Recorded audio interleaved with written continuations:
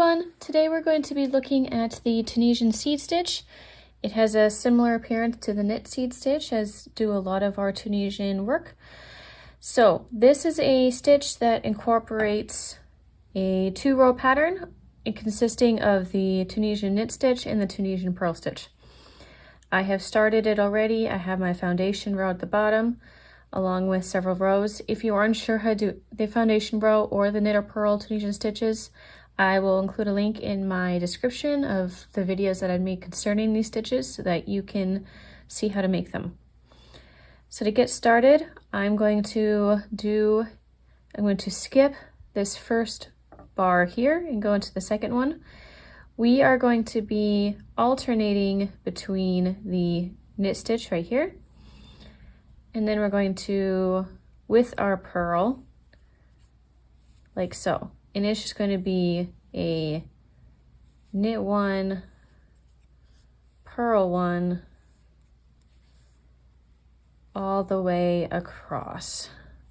Once you have reached the end of your row, you're going to do a yarn over, pull through one, and then for all remaining stitches, you're going to yarn over and pull through two. And then we are going to do the second row of this stitch. Once you have that done, you are again going to skip this first bar here and go into the next one. However, instead of starting with our knit for our knit purl alternating, we are going to start with a purl and then alternate between a purl and a knit stitch.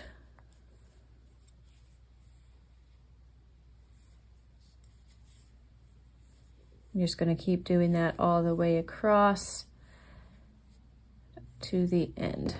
Then once you are finished, you are going to once again yarn over, pull through one, yarn over, pull through two, through the